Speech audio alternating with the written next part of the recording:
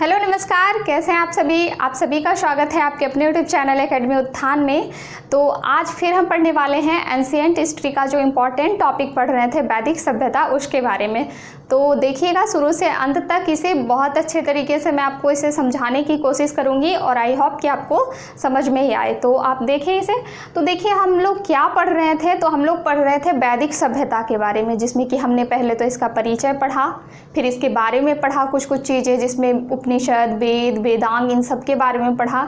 इसके अलावा फिर हम इसमें दो पार्ट में जो विभक्त किया गया वैदिक सभ्यता को, तो हमने पूर्व वैदिक काल यानी ऋग्वैदिक काल के बारे में पढ़ा, जिसमें उसके सामाजिक जीवन, आर्थिक जीवन, राजनीतिक जीवन, धार्मिक जीवन, इन सब के बारे में पढ़ा और पूरा का पूरा जान लिया कि आखिर ये समाज था कैसा। यानी कि हमने पूरा अभी तक जान लिया कि मैं आपको बस ये कह के बताना चाहती थी कि जो एंशिएंट हिस्ट्री है या फिर कोई भी हिस्ट्री, आप इसे कॉम्प्लिकेटेड बिल्कुल भी मत समझिए, ये सब बहुत आसान है। इसमें हमें क्या पढ़ना होता है, तो हमें किसी एक सभ्यता के लोगों के बारे में जानना होता है कि वो लोग थे कैसे, क्या खाते थे, कैसे जीते थे, कैसे रहते थे। तो वही चीज़ें हमें पढ़ना है। यानी कि हमने अपने लेफ्ट साइड के पड़ोसी के बारे में पढ़ लिया है उत्तर वैदिक काल, पूर्व वैदिक काल में, कि लेफ्ट साइड के पड़ोसी के बारे में कि वो लोग कैसे रहते हैं, क्या खाते हैं, क्या करते थे। अब हम पढ़ेंगे राइट साइड के पड़ोसी के बारे में, यानी कि हम वैदिक सभ्यता को जो दो भागों में विभक्त किया गया है, पूर्व वैदिक काल और उत्तर वैदिक काल, तो हम आज उत्तर वैदिक काल के बारे में पढ़ने वाले हैं। तो चलिए देखते हैं क्या क्या है इसमें प्रमुख विशेषता। तो सबसे पहले तो उत्तर वैदिक काल के बारे में हम जानते हैं। तो इसका जो टाइम ड्यूरेशन था, ये कब से कब तक था, तो वैदिक सभ्यता 1500 BC से लेकर 600 BC तक था, जिसमें कि 1500 से लेकर 1000 तक की जो BC थी वो किस में थी, तो वो पूर्व वैदिक काल में बटा था, जबकि 1000 BC से लेकर 600 BC तक जो था वो उत्तर वैदिक काल में बटा था। आखिर ऐसा क्या हो गया जो एक ही सभ्यता को दो भागों में बांट दिया गया? कुछ तो ऐसा हुआ होगा, तभी तो हम इसे दो पार्ट में पढ़ते हैं। इसकी जो जीवन व्यवस्था है इसे दो भागों में विभक्त करके पढ़ते हैं। तो आज हम उसी रीजन को जानेंगे और क्या क्या बदलाव हुआ उसमें हम ये देखेंगे। तो देखिए सबसे बड़ी बात यहाँ क्या हुई उत्तर वैदिक काल में बंटने का कारण, कि 1000 BC के आसपास, जब लगभग 1000 BC आया, तो क्या हुआ कि 1000 BC के आसपास लोहे की खोज हुई। 1000 BC जब आपका था, 1500 से 1000 के पास जब आया, तो 1000 BC के पास क्या हुई, तो लोहे की खोज हो गई। और आपको पता है कि लोहे ने हमारे समाज में मतलब सभी क्षेत्रों को प्रभावित कर दिया। हमारा समाज का जो भी क्षेत्र था उन सब क्षेत्रों को प्रभावित कर दिया, क्योंकि लोहे की खोज से एक बड़ी क्रांति आई समाज में।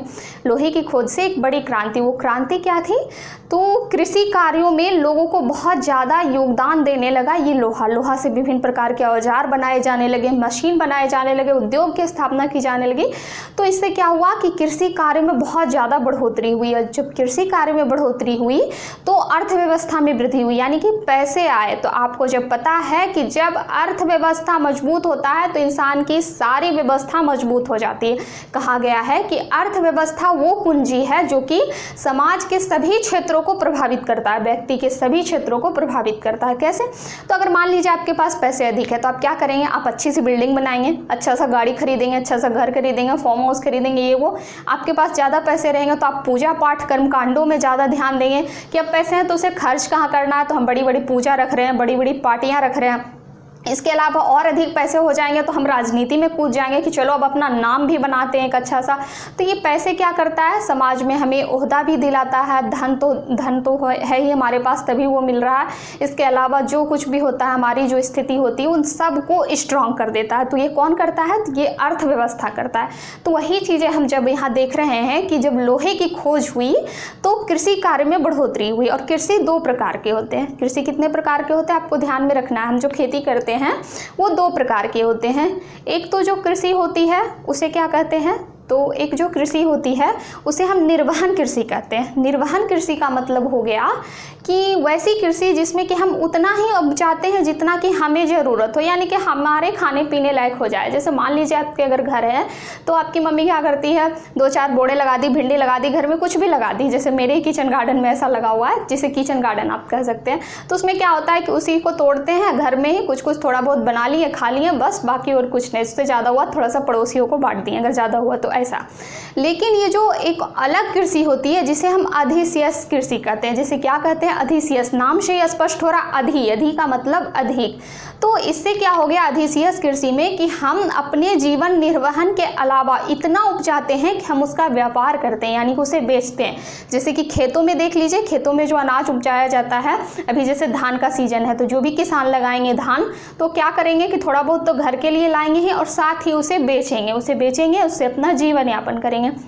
तो इससे क्या हो गया कि व्यापार को बढ़ावा मिलता है। इससे क्या होता है कि जब दूसरों को बेचते हैं तो व्यापार को बढ़ावा मिलता है। तो वही काम यहाँ हुआ, जब लोहे की खोज हुई, औजार में वृद्धि हुई, नवीनीकरण आया, तो व्यापार में बढ़ावा होने लगा, यानी कि अधिसियस कृषि जो थी, ये अधिसियस कृषि में वृद्धि हुई। लोग इतना उपजाने लगे कि इसका व्यापार भी किया जा सके। तो यही रीजन था कि जब यहाँ पे व्यापार में वृद्धि हुई तो यहाँ की अर्थव्यवस्था मजबूत हो गई। यानी कि यहाँ जहाँ आपने देखा पूर्व वैदिक काल में कि समाज में समतावादी था, यानी कि समाज में ज़्यादा उच्च लोग नहीं थे, ज़्यादा निम्न लोग नहीं थे, कुछ भी नहीं। समाज जो था एक कबीलाई जीवन जीता था, जिसमें कि बस अपने ही जीवन में उसे जीना था। लेकिन इसमें क्या हुआ कि जब व्यापार वाणिज्य होने लगा, लोगों के पास अर्थव्यवस्था बढ़ गई, तो ये सामाजिक जीवन भी प्रभावित हो गया, आर्थिक जीवन भी प्रभावित हो गया, राजनीतिक जीवन भी प्रभावित हो गया और धार्मिक जीवन भी प्रभावित हो गया। तो आपने देखा कि लोहे की खोज लगभग 1000 BC के पास हुई और कृषि के बारे में, जिससे कृषि को बढ़ावा मिला। 1 सेकेंड। जिससे क्या हुआ, तो कृषि को, स्केच को क्या हो गया, जिससे कृषि को बढ़ावा मिला। आप ऐसे याद रखेंगे। तो आपने कृषि के बारे में भी देख लिया।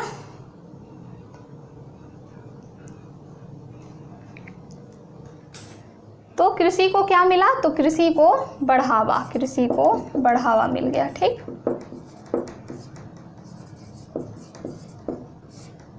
कृषि को बढ़ावा मिल गया। ठीक, आपने यहाँ तक देख लिया कि इस तरह से कृषि में बढ़ोतरी हुई 1000 BC के आसपास। और उसके बाद अगर आप इसे एक ग्राफ से समझें, देखें, अगर कोशिश करें इससे ग्राफ के माध्यम से, तो अर्थ, यानी कि अर्थव्यवस्था से कौन कौन प्रभावित हो जाता है, तो अर्थव्यवस्था से समाज प्रभावित होता है, राजनीति प्रभावित होता है, इसके अलावा धर्म भी प्रभावित होता है। आप इसे याद रखेंगे, आपको सारी चीज़ें क्लियर हो जाएगी। ये जो इतना आपको दिख रहा है कि अर्थव्यवस्था से समाज, राजनीति और धर्म ये जो प्रभावित होता है, तो आपको सारी चीज़ें ध्यान में रखेगी। अब देखिए एक एक करके हम पढ़ेंगे कि किस तरह से इसका जो जीवन प्रभावित हुआ। तो सामाजिक सबसे पहले हम जानते हैं, लेकिन यहाँ पे स्पेस कम था इसलिए मैंने आर्थिक को लिया। चलिए आर्थिक से ही देख लेते हैं। तो क्या हुआ, आर्थिक व्यवस्था किस प्रकार प्रभावित हुआ, आर्थिक जीवन। तो जहाँ आपने पढ़ा था कि प्रमुख व्यवसाय क्या था, प्रमुख व्यवसाय ऋग्वैदिक काल में वो क्या था, तो पशुपालन था। लोग क्या करते थे, तो पशुओं को पालते थे। लेकिन यहाँ क्या हुआ, उत्तर वैदिक काल में प्रमुख जो व्यवसाय था वो बन गया कृषि। प्रमुख व्यवसाय क्या बन गया, तो प्रमुख व्यवसाय जो बन गया वो कृषि बन गया। जिसमें कि देखिए इसके जो कह सकते हैं कि इसकी जानकारी कैसे मिली, तो एक काठक संहिता है, काठक संहिता है। इस संहिता में 24 बैलों वाला हल मिला। समझ लीजिए कितना विकसित हो गया। जहाँ 2 बैल से हल चलाते थे, वहीं पे यहाँ मिल गया है 24 बैलों वाला हल की यहाँ पे जानकारी मिलती है काठक संहिता में। और प्रमुख व्यवसाय जो बन गया कृषि, क्योंकि लोहे की जो मशीनरी व्यवस्था थी, यानी कि लोहे की वृद्धि हुई। पहले लोग जो तांबा थे, टीन थे, कांसा थे, इन सब का उपयोग करते थे और वो क्या होती थी, थोड़ी मुलायम होती थी, उतना स्ट्रांग नहीं होती थी। लेकिन ये जो था लोहा, ये बहुत ज़्यादा स्ट्रांग होता था, इसी वजह से इसके जो उपयोग किए जाने लगे हार्ड वर्क में। फिर देखिए अगर दूसरे प्रमुख व्यवसाय की बात करें, तो दूसरा प्रमुख व्यवसाय अभी भी वही था, यानी पशुपालन। जो कभी ऋग्वैदिक काल में प्रमुख व्यवसाय था, वो आज दूसरा प्रमुख व्यवसाय हो गया पशुपालन। तो आपको ये दोनों चीज़ें इसमें ध्यान रखनी। फिर देखिए पशुपालन में अगर बात करें, तो अभी भी प्रमुख जो पशु था, प्रमुख पशु जो था वो गाय था। प्रमुख पशु आपको पता है, पिछले बार भी यही था, यानी कि प्रमुख पशु गाय था। और जो प्रिय पशु था, देखिए प्रमुख और प्रिय में आपको कंफ्यूज नहीं होना। प्रमुख पशु जो इनका था ये गाय था, लेकिन जो प्रिय पशु था, यानी जो इन्हें सबसे ज़्यादा पसंद था, वो कौन सा था, तो वो घोड़ा था। प्रिय पशु घोड़ा था, चूँकि घोड़ा का बहुत सारा यूज करते थे सैनिक के रूप में, उसके बाद फिर घुड़दौड़ के रूप में मनोरंजन के रूप में और भी यज्ञ कार्यों में आगे बढ़ेंगे। तो प्रमुख पशु गाय था और प्रिय पशु घोड़ा था और पशुपालन दूसरा व्यवसाय बन गया, प्रमुख व्यवसाय। फिर अगर उद्योग और व्यापार की बात करें तो उद्योग और व्यापार को बढ़ावा मिला, उद्योग और व्यापार को बढ़ावा मिला। जब हम अधिक कृषि करने लगे, अधिक उपजाने लगे, तो अब हम क्या करेंगे, उसे घर में तो नहीं रखेंगे ना, तो उससे व्यापार किया जाने लगा। तो जब व्यापार हुआ तो व्यापार में बढ़ावा हुआ। इसके साथ ही उद्योग की स्थापना हुई, अब खेती हुई, उससे अनाज निकले, तो अनाज से नई नई चीज़ें तो बनानी है। जैसे धान है तो धान से चूड़ा बनाना है, चावल बनाना है और भी जो चीज़ें बनानी है, तो उसके लिए क्या करेंगे, तो उद्योग की स्थापना करेंगे। और लोहा तो मिल गया है तो उद्योग तो बनना ही बनना है। तो इससे उद्योग और व्यापार को बढ़ावा मिला, उद्योग व्यापार को बढ़ावा मिला। विदेशी व्यापार भी देखने को मिला। वहाँ पे क्या मिला, तो विदेश में व्यापार, जो एक देशों से दूसरे देश में व्यापार होते हैं, ये देखने को मिला। जहाँ की हमने ऋग्वैदिक काल में सिर्फ आंतरिक व्यापार के बारे में देखा था। उसके बाद देखिए यह सब तो हुआ, लेकिन सिक्के की खोज जो थी अभी तक नहीं हुई थी। मैं आपको बताई थी कि सिक्के की खोज जो थी वो नहीं हुई थी। तो अभी भी व्यक्ति क्या करते थे, तो वस्तु विनिमय प्रणाली से ही माध्यम से व्यापार करते थे। यानी एक वस्तु लेकर उसके बदले दूसरी वस्तुएं देते थे, वस्तु विनिमय प्रणाली था। और इसमें क्या हुआ कि लोहे की वृद्धि से, यानी कि लोहे के उदय से, जन्म से, आप जो भी कर लीजिए, क्रांति से नगरीकरण को बढ़ावा मिला। नगरीकरण का क्या मतलब होता है कि जब छोटे छोटे गांव, आप ध्यान से समझिएगा, ये एक तरह का डिफिनेशन भी है कि आखिर नगरीकरण है क्या। तो नगरीकरण का मतलब होता है कि जब छोटे छोटे गांव में विभिन्न आधारभूत संरचनाएं पहुंचने लगती, यानी कि आधारभूत संरचना का मतलब है शिक्षा, स्वास्थ्य, व्यवसाय, ये सब जब पहुंचने लगती हैं तो वो छोटे छोटे गांव कस्बे का रूप ले लेते हैं। छोटा छोटा गांव विकसित होकर कस्बे का रूप ले लेते हैं, और कस्बा विकसित होकर छोटे शहर बनते हैं, और शहर विकसित होकर नगर का रूप ले लेते हैं। और यही व्यवस्था क्या कहलाती है, तो ये प्रक्रिया नगरीकरण कहलाती है। तो जब आपने देखा कि जब मशीनों का उपयोग होने लगा, व्यापार वाणिज्य को बढ़ावा मिलने लगा, तो नगरीकरण की शुरुआत हो गई, यानी कि छोटे छोटे गांव जो थे वो बड़े बड़े शहर बनने लगे। तो नगरीकरण की यहाँ से शुरुआत हुई। और इसमें एक नोटेड पॉइंट ये है कि निष्क, शतमान और जो ये थे, ये मुद्रा की इकाई थी। निष्क और शतमान जो थे ये क्या थे, तो ये यहाँ की मुद्रा की इकाई थी। आपको पता है कि सिक्का की खोज नहीं हुई थी, लेकिन निष्क और शतमान, आपको ये दो वर्ड याद रखना है। मुद्रा की इकाई, मैं आपको बार बार कहती थी कि वैदिक सभ्यता में वर्ड्स को पकड़ना है। यहाँ पे बहुत सारे ऐसे शब्द दिए रहते हैं जिसका कि मतलब पूछ लिया जाता है आपसे, या फिर पूछ लिया जाता है कि इसका संबंध क्या था, ये क्या था। तो इस चीज़ों को आपको इसमें ध्यान में रखना है। तो आपने यहाँ से आर्थिक जीवन देख लिया, कृषि के बारे में, पशुपालन के बारे में, उद्योग, व्यापार, वस्तु विनिमय, ये सब देख लिया। अब हम चलते हैं इसके सामाजिक जीवन के बारे में कि आखिर जो उत्तर वैदिक काल का सामाजिक जीवन कैसा था। तो सामाजिक जीवन की अगर बात करें तो आपको पता था कि सबसे छोटी इकाई समाज की परिवार था। सबसे छोटी इकाई परिवार था, जिसमें कि परिवार के मुखिया पिता को कहा जाता था, जिसे कुलप कहते थे। जिसे क्या कहा जाता था, कुलप। तो परिवार धीरे धीरे क्या हो गया, तो ग्राम बन गया, ग्राम विश्व में परिवर्तित हुआ, विश्व जन में, और जन जो जनपद में। यानी कि जब परिवार का जो अंग था वो बड़ा होने लगा, परिवार जब थोड़ा बड़ा होने लगा तो उसे जनपद कहते हैं। और आगे चलकर हम महाजनपद के बारे में पढ़ेंगे, हम महाजनपद के बारे में पढ़ेंगे, क्योंकि महाजनपद का विस्तार हो गया, यही जनपद मिलकर महाजनपद का विस्तार हो गया। तो जैसा कि अब यहाँ भी हम देखेंगे, तो देखिए समाज का स्वरूप कैसा था, तो आपने ये तो देखा। अब अगर समाज के स्वरूप के बारे में बात करें तो स्वरूप जस्ट लाइक वैसा ही था जैसा ऋग्वेदिक में था। यानी कि अभी भी समाज में जो परिवार थे बड़े होते थे। परिवार कैसे होते थे, बड़े होते थे, और साथ ही संयुक्त होते थे। समाज में संयुक्त होते थे परिवार। और इसके अलावा जो था पितृसत्तात्मक व्यवस्थाएं देखने को मिलती है, यानी कि जो घर का मुखिया था वो कौन था, तो वो पिता ही होते थे। ये समाज का स्वरूप जो था वो जस्ट लाइक जो का त्यों था।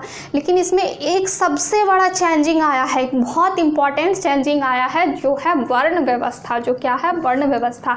तो आपने पढ़ा कि ऋग्वेद के 10वें मंडल के पुरुष सूक्त में 4 वर्णों की उत्पत्ति के बारे में बताया गया है। 4 वर्ण, ब्रह्मा पुरुष से 4 वर्ण की उत्पत्ति हुई थी, जिसमें ब्राह्मण, क्षत्रिय, वैश्य और शूद्र थे। तो ये जो वर्ण थे, इन चारों वर्ण की उत्पत्ति तो हुई, लेकिन इन चारों वर्णों का विभाजन किस पर किया गया था, तो ऋग्वैदिक काल में हमने पढ़ा कि ये जो विभाजन किया गया था ये व्यवसाय पे किया गया था। यानी कि जो लोग जो काम करते थे उसके आधार पर उसे वर्ण में बांट दिया गया। जो पूजा कराते थे, विद्वान होते थे, उन्हें पंडित कह दिया गया। जो युद्ध करते थे उन्हें क्षत्रिय कह दिया गया। जो कि अन्य मध्यम कार्य करते थे उन्हें वैश्य कहा गया। और जो कि तीनों धर्म यानी कि तीनों वर्णों की सेवा करते थे, ब्राह्मण, क्षत्रिय, वैश्य की सेवा जो करते थे उसे शूद्र कहा गया। तो ये क्या थे, तो ये थे आपके 4 वर्ण जो व्यवसाय पर आधारित, जिसका पुख्ता प्रमाण इस चीज़ से मिलता है कि एक व्यक्ति कह रहा है कि मैं कवि हूँ, मेरे पिता वैद्य हैं और मेरी माँ आटा चक्की का कार्य करती है। इससे पता चला कि तीनों अलग अलग व्यवसाय करते हैं और उन्हें तीनों को अलग अलग वर्णों में विभक्त किया गया। लेकिन यहाँ चेंजिंग ये आई उत्तर वैदिक काल में कि ये वर्ण व्यवस्था व्यवसाय आधारित ना होकर ये जाति पे डिपेंड करने लगे, यानी कि व्यवसाय अधिक आधारित ना होकर ये जन्म आधारित हो गए, जन्म पे डिपेंड करने लगा कि आखिर हम किस वर्ण में जन्म ले रहे हैं इस पे। जैसे अभी देख लीजिए, अभी भी वही चीज़ है, अगर कोई किसी कह लीजिए जाति में जन्म लिया, अब जैसे कोई कुशवाहा में जन्म लिया, ठीक, तो वो क्या कहलाएगा, तो वो उसका जो पुत्र होगा तो वो भी कुशवाहा होगा, उसके बाद जो उसका आगे का पुत्र होगा वो भी कुशवाहा होगा। अगर कोई सोनार है तो वो सोनार ही कहलाएगा, चाहे वो आगे पढ़ लिख कर कोई दूसरा काम ही क्यों ना करे, जैसे कोई बड़ा था पूर्वज सब जो हमारे खेती करते थे। तो लेकिन अभी के बच्चे क्या हो गए कि पढ़ लिख के कोई जॉब कर रहे हैं, कोई कुछ कर रहे हैं, कोई अलग अलग काम, कोई बिजनेस कर रहे हैं। तो कोई अधिक विद्वान है, पढ़ लिया, जिसे संस्कृत में रुचि थी, तो वो पंडित का काम भी करने लगे। लेकिन अभी भी उन्हें क्या कहा जाता है, तो उन्हें उनकी जाति के आधार पर कुशवाहा ही कहा जाता है। ऐसा क्यों? क्योंकि ये जो वर्ण व्यवस्था थी ये चेंज हो गई, ये व्यवसाय आधारित ना रह कर क्या रह गया, तो ये हो गया जाति आधारित, व्यवसाय आधारित ना होकर ये जन्म आधारित हो गया। तो आपको यहाँ देखना है कि यहाँ सबसे बड़ी चेंजिंग हुई कि वर्ण व्यवस्था जो था वो कैसा हो गया, तो वर्ण व्यवस्था जन्म आधारित हो गया, वर्ण व्यवस्था जन्म आधारित हो गया। आपको इसमें ये सबसे बड़ी चेंजिंग याद रखनी है, जन्म व्यवस्था, और ये पूर्णता हो गया, पूरी तरह से ये हो गया जन्म पर आधारित। फिर इसमें देखिए गोत्र की उत्पत्ति हुई, एक नई उत्पत्ति इसमें गोत्र की हुई, और गोत्र का मतलब होता है कि गौ धन इकट्ठा करना, गौ का मतलब गाय होता है, तो गौ धन एकत्र करने वाले जो थे वो गोत्र की उत्पत्ति हो गई, और इस समूह को एक गोत्र का कहा जाता था। यानी कि अगर कहा जाए कि गोत्र क्या होता है, तो गौ धन इकट्ठा करने वाले जो समूह होते थे उसे एक गोत्र में रखा गया। और गोत्र की सबसे बड़ी बात यह थी कि गोत्र में कहा जाता था कि एक गोत्र के लोगों में विवाह नहीं हो सकता, यानी जो एक गोत्र के थे, जो एक गोत्र में यानी कि जो भी गाय इकट्ठा करने वाले थे उन सब में आपस में विवाह नहीं हो सकता था। और ये किसके बीच ज़्यादा प्रचलित था, तो ब्राह्मण और क्षत्रिय के बीच। तो आपको याद रखना है गोत्र, इसका अर्थ भी पूछा गया है कि गोत्र क्या होते थे, तो गोत्र गौ धन इकट्ठा करने वाले को गोत्र कहा गया है, ठीक। और इसमें ज़्यादा कौन से प्रभावित हुए, तो ब्राह्मण और क्षत्रिय, क्योंकि आपको पता है कि इन लोगों के पास से गाय सब ज़्यादा होती थी, निम्न वर्ग तो बस खाने कमाने में ही रह जाते, उनके पास कहाँ कुछ। उसके बाद फिर देखिए इसमें एक और सबसे बड़ी उत्पत्ति हुई, आश्रम व्यवस्था की शुरुआत हुई, आश्रम व्यवस्था की उत्पत्ति हुई। अब आश्रम व्यवस्था क्या था, तो मानव का जो जीवन काल था, मानव का जो समस्त जीवन काल था, इसे 4 वर्गों में बांट दिया गया। जीवन काल को कितने वर्गों में, 4 वर्गों में बांट दिया गया, जिसमें कि सबसे पहले 0 से 25, यानी कि जब बच्चे जन्म लिए हैं तो जन्म से लेकर 25 वर्ष की आयु तक, यानी मैं इसे 0 से 25 लिखती हूँ, तो 0 से 25 वर्ष तक क्या करना था, तो उन्हें ब्रह्मचर्य का पालन करना था, ब्रह्मचर्य जीवन व्यतीत करना था, जिसमें कि उन्हें सीखना था सिर्फ, यानी कि शिक्षा लेना। आप अगर पहले की चीज़ें देखते हैं, श्री राम के टाइम की चीज़ें देखते हैं या फिर और भी महाभारत सब, तो उसमें देखते होंगे कि बच्चे क्या करते थे, गुरुकुल चले जाते थे छोटे में, और वो बड़े होके यानी शिक्षा ग्रहण करके ही वापस आते थे, यानी सब चीज़ों का त्याग करके वो क्या करते थे, तो सीखते थे, हर तरह की कला सीखते थे, जीके नहीं रटते थे, उस समय तीर धनुष चलाना सीखते थे। तो वही चीज़ें थे कि 0 से 25 वर्ष की आयु में वो सीखने का काम करते थे, ब्रह्मचर्य जीवन व्यतीत करते थे। फिर जब वो ब्रह्मचर्य जीवन व्यतीत करने के बाद 25 से लेकर 50 तक, यानी कि ये जो 25 वर्ष की अवस्था थी, फिर 25 से लेकर 50 तक वो गृहस्थ आश्रम में रहते थे, जिसमें विवाह करते थे, संतान की उत्पत्ति करते थे, यानी कि इसका प्रमुख काम था वंश को बढ़ाना, वंश बढ़ाना प्रमुख कार्य था किसका, तो गृहस्थ जीवन का। उसके बाद अगर बात करें तो वानप्रस्थ जीवन, वानप्रस्थ जीवन में क्या होता था कि 50 वर्ष की आयु के बाद व्यक्ति अपने घर को त्याग देते थे, घर को त्याग देते थे, और जहाँ बाहर रह के कुटिया बना के वो क्या करते थे, तो शिक्षा देते थे। जो शिक्षा यहाँ हम ले रहे हैं, तो हमारा भी तो कर्तव्य है कि आगे चलकर हम पढ़ाएंगे, तो वही शिक्षा क्या करते थे, वो देते थे। तो 50 से लेकर 75 वर्ष तक की जो आयु होती थी उसमें वो क्या करते थे, तो शिक्षा देना, शिक्षा देते थे। घर को त्याग के। उसके बाद फिर देख लीजिए संन्यास जीवन। उसके बाद जो 75 से 100 तक आया तो वो क्या था, तो वो था संन्यास जीवन। 75 से 100 वर्ष तक क्या था, तो ये था संन्यास जीवन। और संन्यास जीवन में वो क्या करते थे, तो हर चीज़ को त्याग कर जंगल में जाते थे और भक्ति में होते थे, यानी कि भक्ति में डूब जाते थे, भगवान की भक्ति करते थे मोक्ष की प्राप्ति के लिए। और उसी टाइम में वो बस अपने मौत का इंतजार करते थे, ऐसा कहा गया। तो संन्यास 75 से 100 तक होता था, जिसमें कि वो भक्ति में पूरी तरह से लीन होते थे। तो आपको ये चारों आश्रम व्यवस्था ध्यान में रखना है, उनका क्रम, और साथ ही किस वर्ष से किस वर्ष तक था ये भी आपको ध्यान में रखना है। ये एक इम्पॉर्टेंट पार्ट है आश्रम व्यवस्था की, जिसकी उत्पत्ति की कब हुई शुरुआत, तो उत्तर वैदिक काल में हुई। फिर हम देखें अगर स्त्री की स्थिति के बारे में, फिर हम क्या देखेंगे, तो स्त्री की स्थिति के बारे में देखते हैं इसमें। चूँकि हमने पढ़ा कि स्त्री की स्थिति जो थी ऋग्वैदिक काल में लगभग अच्छी थी, ऋग्वैदिक काल में अच्छी थी।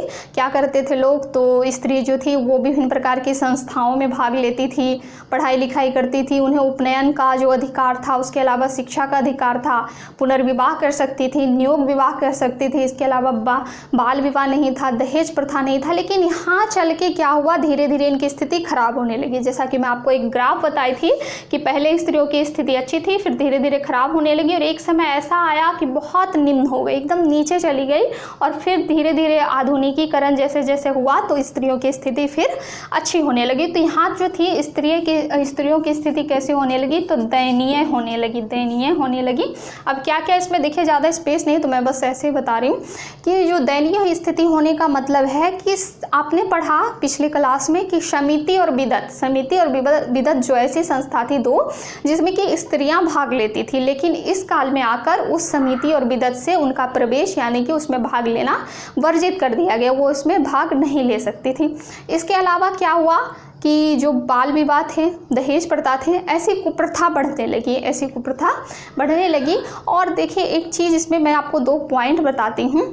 ऐत्रेय उपनिषद, यानी कि ऐत्रेय उपनिषद में कहा गया कि कन्या जो होती है, जो बेटी होती है, पुत्री, वो पिता के लिए सबसे बड़ा अभिशाप होती है। ऐसा कहा गया ऐत्रेय उपनिषद में कि पिता के लिए वो सबसे बड़ा दुख का कारण होती है, ऐसा कहा गया। उसकी स्थिति इतनी निम्न हो गई थी ऐत्रेय उपनिषद में। और फिर मैत्रेयी संहिता में हमने देखा कि उसमें कहा गया कि पासा यानी कि जुआ, सूरा यानी कि शराब, तो पासा और जुआ के समान ही स्त्री पुरुष का तीसरा दोष है, ऐसा कहा गया उसमें। तो ये आपको पॉइंट्स याद रखने हैं स्त्रियों के बारे में कि यहाँ आके इसकी जो स्थिति दयनीय हो गई। लेकिन फिर भी कुछ इसमें विदुषी महिलाएं भी मिली हैं, बड़े बड़े घर की जो ब्राह्मण की पत्नियां हुआ करती थी, जैसे कि गार्गी, मैत्री, कात्यायनी, ये सब जो थी उत्तर वैदिक काल के प्रमुख विदुषी थी। और लेकिन इससे पहले जो आपने पढ़ा था कि कोपला थी, मुद्रा थी, ये सब जो थी, ये सब ऋग्वैदिक काल की प्रमुख विदुषी थी। तो आपने यहाँ से स्त्रियों की स्थिति के बारे में देख लिया कैसी हो गई थी। फिर अगर दास प्रथा की बात करें, और ये चीज़ इसमें जरूर याद रखिएगा कि समिति और विदत में इनका जो प्रवेश था, यानी कि जो भाग लेती थी, वो उनका समाप्त कर दिया गया। फिर अगर दास प्रथा की बात करें तो दास प्रथा ज्यों का त्यों था, जैसे पहले था, ठीक ठाक नॉर्मल, ज़्यादा कुछ नहीं, यूरोपीय सभ्यता नहीं, तो बस इतना था इसका दास प्रथा। फिर अगर हम भोजन के बारे में बात करें कि इसमें भोजन की कैसी व्यवस्था थी, तो सेम टू सेम, यानी कि शाकाहारी मांसाहारी भोजन की व्यवस्था भी वैसी ही थी, शाकाहारी और मांसाहारी।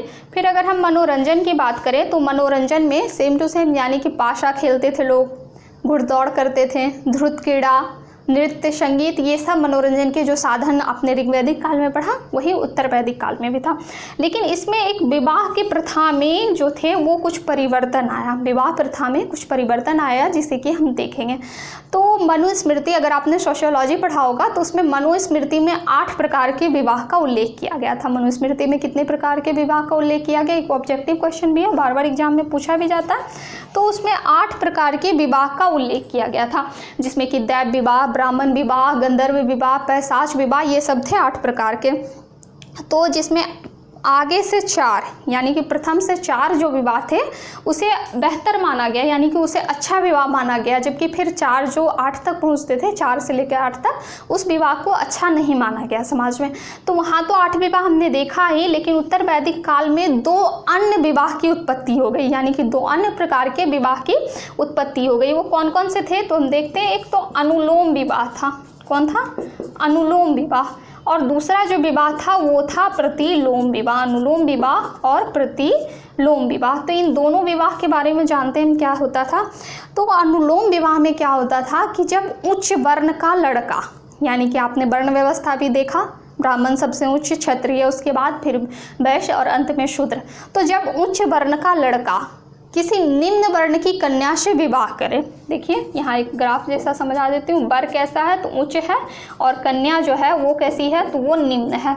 तो जब उच्च वर्ण का लड़का निम्न वर्ण की कन्या से विवाह करे तो वो विवाह अनुलोम विवाह कहलाता था। जैसे अगर कोई क्षत्रिय या ब्राह्मण किसी शूद्र की कन्या या फिर वैश्य की कन्या से विवाह करे तो वो विवाह कैसा कहलाता था, अनुलोम विवाह। और इस पे क्वेश्चन आता है कि इसके द्वारा उत्पन्न संतान वो किस जाति के होते थे, चूँकि एक उच्च है दूसरी निम्न।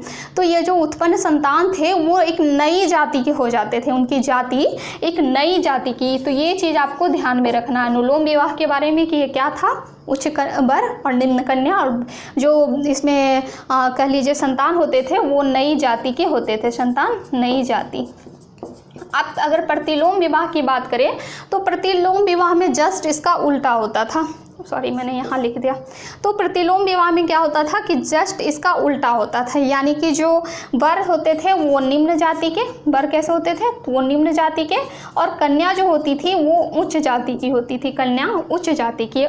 तो जब उच्च यानी निम्न जाति का वर और उच्च जाति की कन्या का विवाह होता था तो वो क्या कहलाते थे, प्रतिलोम विवाह। जैसे अगर कोई ब्राह्मण या क्षत्रिय वंश की कन्या, क्षत्रिय वर्ण की कन्या किसी शूद्र या फिर वैश्य से विवाह करती थी तो वो प्रतिलोम विवाह कहलाता था।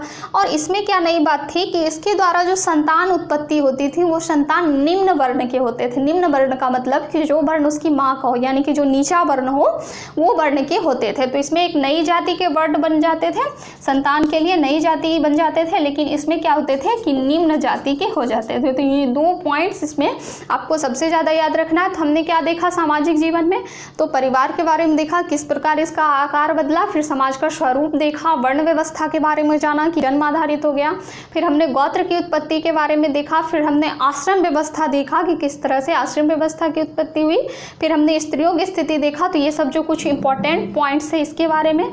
फिर हमने विवाह की 2 नई प्रथा के बारे में देखा। तो इससे हमने आर्थिक जीवन के बारे में ये सब देखा, सामाजिक जीवन के बारे में ये सब देखा। अब हमें देखना है राजनीतिक जीवन और धार्मिक जीवन के बारे में।